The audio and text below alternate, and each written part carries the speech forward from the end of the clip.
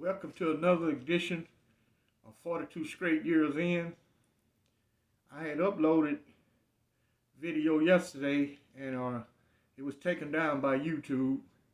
So a lot of my subscribers did not get to see that video.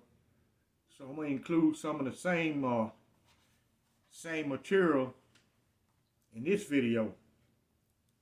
On my crackhead update, in several videos I've talked about the lady who sleeps at the bus stop across the street. It's 2 bus stops. And I had went out yesterday and she got real fly with me. She said I was a old trick and that she didn't ask me for no help. I walked right into that. Just feeling empathy for somebody cold at a bus stop. I would buy her breakfast and take her a hot cup of coffee. Anyway, I went out this morning. I had to get some get back at her without being condescending. And so I went out this morning, me a hot cup of chocolate. Standing out there smoking me a cigarette. She come out under her plastic tarp looking around. She seen me. So she came across the street where I was at, and she said, say, man, you mean you didn't bring me no coffee? You're not going to buy me breakfast this morning?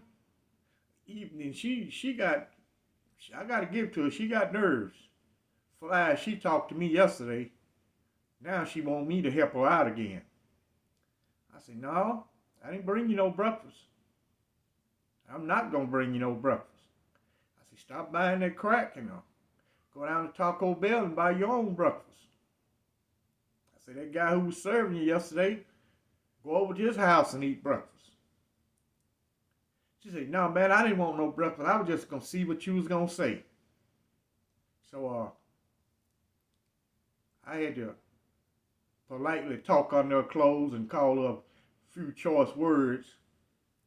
And I didn't want to use the shank on her, so I used my electronic key and let me back inside the unit. I would never help that lady again. Never, ever. As a matter of fact, most of these people out here call themselves players, even though they're homeless. I've had them listen at them compare how much money they done panhandle. I was up at a 7-Eleven. I gave a guy $5, and the other guy said, man, that dude good there, man. How much you got now? I'm just listening at him talk. But I didn't give it to him to try to tell him what he should do with the money. I gave it to him. I said, well, this $5 not going to hurt me. And he's standing out here in the cold.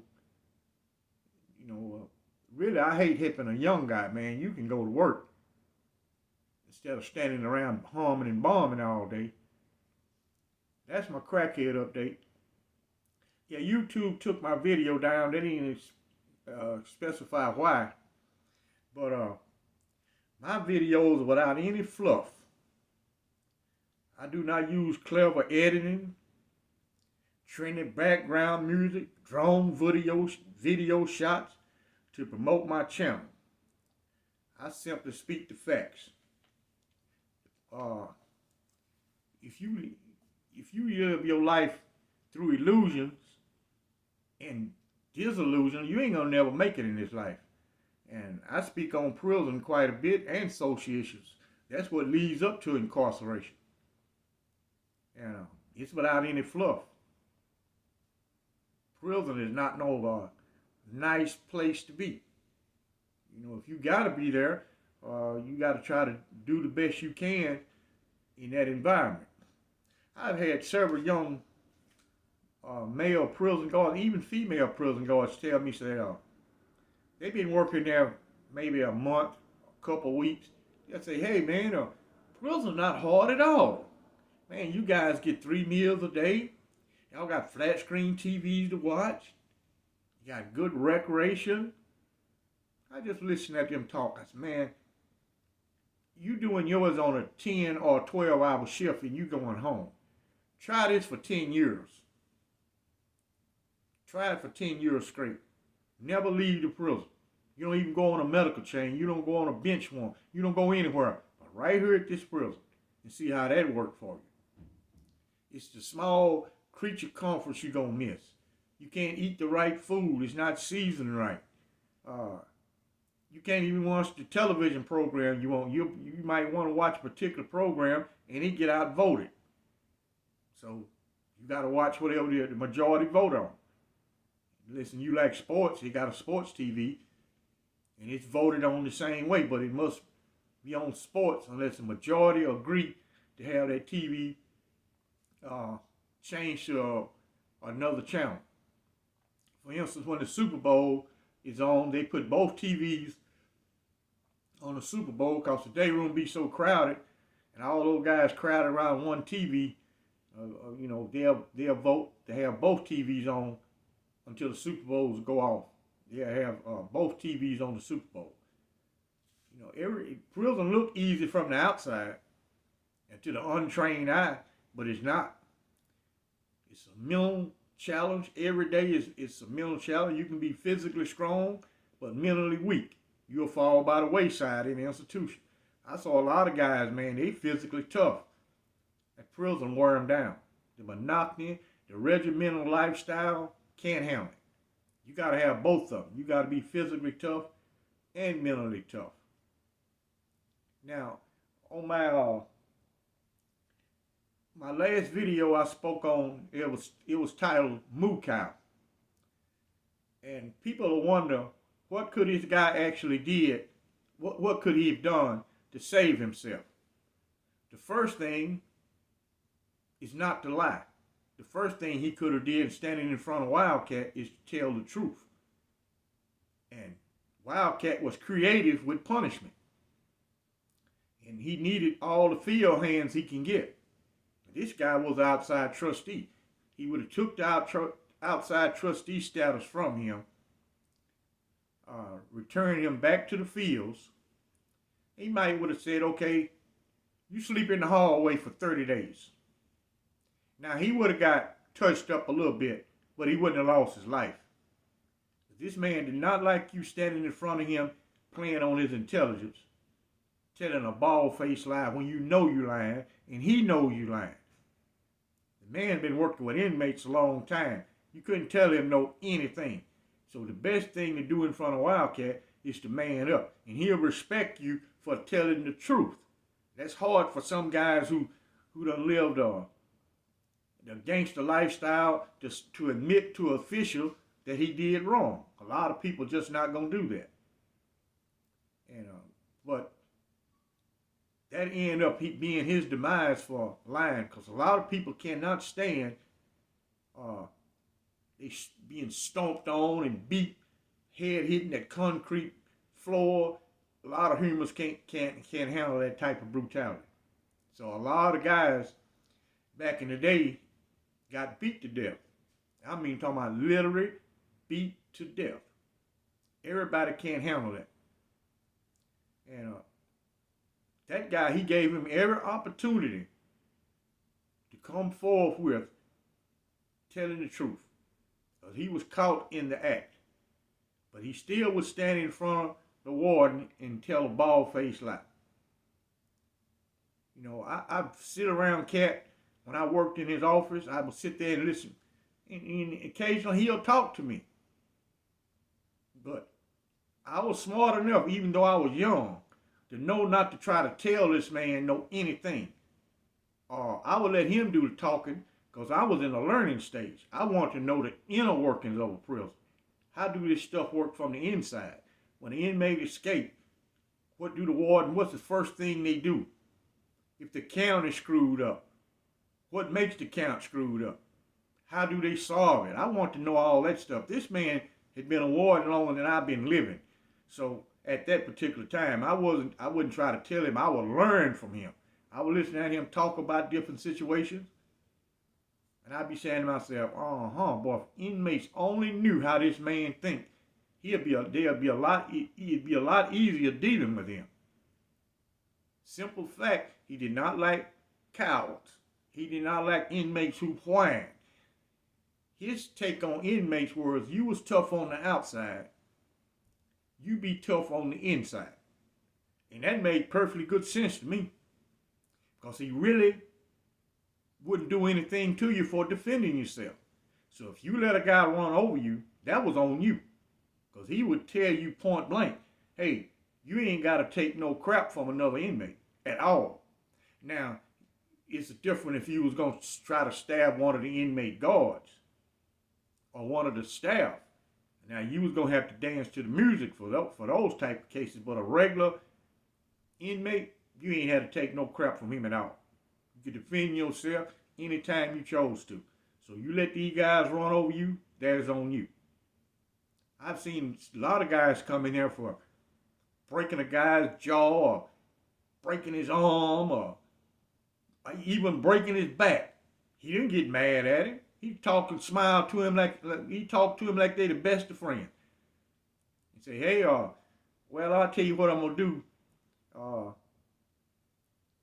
gonna place you in the jailhouse for 3 days, and you go on back to your house. Being in the jailhouse ain't no big deal, except you ain't got a bed to sleep on.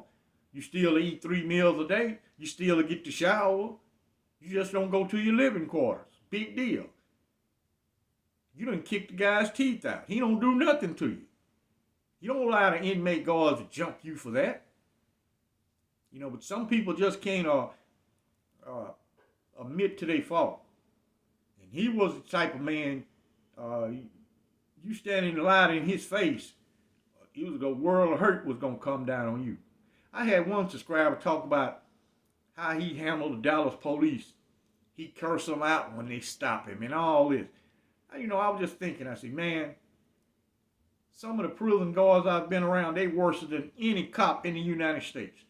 There's no police in the United States worse than old Lord. This man will kill you way faster than any cop will. Guarantee you that. Because you ain't got no room to bargain with him, and you ain't going to stand there and talk fly to him. That ain't happening. You ain't going to talk fly to him. Captain Bad. I love to see you run up on Captain Bad trying to explain to him about your constitutional rights and see how that's going to work out for him. He going to be chewing on that cigar. He going to take that whip out and whoop all the skin off your ass. He ain't going to even play with. He don't even play with you at all. He got zero tolerance. And he go from 0 to 100 real fast. Now, if I can deal with all these screwed up prison guards, I sure can deal with a 24-year-old cop. Number one, I got to live to fight another day. You ain't got to do what the man say, but you got to do it in his presence. Because he's a man, he done made, and he's in a position of authority. He done made his mind up, and it's rare he's going to change it. Anything you say is only going to make it worse. I'm going to answer his questions. Not going to ask him any questions. If he want to search my vehicle, even though I know I got rights, man, search it. There's nothing in the car. I can care less. I got liability. I got license. No contraband in the vehicle. So what? So if I have a traffic violation, take the ticket, go on about your business. You rather take a ticket than a Glock 40 through your heart, because normally they empty the pistol, they empty the gun. They don't even shoot once. They shoot multiple times. And your chances of survival is slim to none. You know, I was just listening at him talk. I was saying to myself, I would love to see some of the young guys under the old prison system. Now it's a piece of cake. You can go there now and tell the guards what you won't do and tell the warden, hey, I'm not. You can go in front of the classification. He can say, well, hey, I heard you was fighting over there. You on minimum custody. But, man, I'm going to fight anytime I want to. He ain't going to do nothing but change your custody. They ain't going to beat you up. They're just going to change your custody.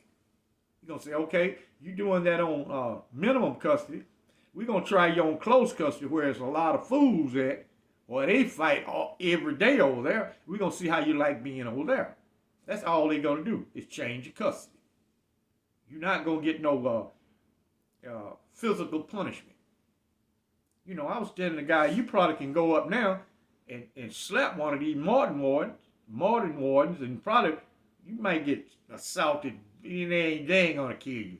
Not like they would under that old system. They just going to maybe bang you up a little bit, handcuff you, take you to the infirmary, and give you a PhD checkup where they take your blood pressure, your temperature, they weigh you, and your height, and they take you to pre-hearing detention. Then you serve the disciplinary case. And you're going to have a so-called counsel substitute who represent the inmates. He or she going to come read the disciplinary and ask you how you want to plead, and do you have any witnesses in your behalf. And you say, yeah, I got this inmate here and this guard here. Their job is to go interview those people and see how they can contribute to the disciplinary case in front of the disciplinary committee. You can go in front of the committee, curse them out. They ain't gonna do nothing but give you some punishment. They don't use solitary confinement. They just would hold you in pre-hearing detention and change your custody level. That's what's gonna happen to you. And you'll lose some good time. You'll lose some privileges. That's all. That's the extent of your punishment. It's all psychological. Now, my take on the COVID-19, where I live at, it's a lot of medical personnel live here. Doctors, psychiatrists, nurses, surgical nurses, they got them, they live here. Because it's close to the Baylor Hospital. Now, I got a lady who I talks to all the time. She's an RN at Baylor Hospital. And I was just talking to her this morning. And she said they have a grand total of 3 ICU beds at Baylor Hospital. In the whole of the city of Dallas, it's only 13 ICU beds. So they have a major calamity. They don't even have a place to put the people. They don't have no room at all. Now, my take on the COVID-19 is, from what I've gleaned from different sources, is in China, where it originated, or allegedly originated. Every country is working on biological weapons. All the major first world countries have biological weapons. And in a lab, probably this COVID-19 got out of hand and infected some of the scientists that was working on biological weapons, and it spread to the population. And we live in a global society, so it's going to spread worldwide. Now, that's my take on it. Could be wrong, but I don't conspiracy theories. I don't know about the inner workings of the CDC. I'm not a biological major, even though I have an advanced college degree. It's not in biology. And most people coming up with these conspiracy theories, they always will start the conversation with I know. You don't know anything. You don't even have the education to know. You assume that's what's happening. Now, something is going wrong bad. Like the nurse told me, she said, people coming up with these conspiracy theories, why are all these people dying? She said, I work with COVID-19 patients every day. Because it's rare she get a day off. And she said, man, I'm sitting here looking at these people die. Also, she told me, she said, the major mistake a person makes, if they start feeling bad, they want to go lie down. She said, fatal mistake with COVID-19. You need to stay up and breathe. Because once that blood get in your lungs, it's basically a wrap for you. You got to be placed on a ventilator. And she said this, majority go on the ventilator, don't come off because it start organ failure. So me, I'm going to continue to practice social distancing, which I practiced anyway before the COVID-19. I lived in a prison too long. I don't want people all boxed up in around me. I don't want that. I like my space. And I had to cook breakfast this morning, and I did her some waffles and scrambled eggs. And me and Mama, she pissed. The weather is cold and cloudy outside. She can't go play tennis, and the gym is closed. So she in there now in the bedroom doing her workout. She a workout freak. And I saw one of my subscribers out at Walmart. A guy from West Dallas. Yeah, I was just driving off, man, heading back to East Dallas. Sometimes I go to Cocker Hill to the Walmart. I told you I always park over on the side where the bus stop over by Chick-fil-A. That's where I park at. And I got to do a Patreon because I'm getting behind. This is I had more substance to add to this video, but I was semi-pissed because mine got taken down yesterday. Y'all follow me over on Patreon. The link will be in the description. And like and subscribe. And I thank you for watching.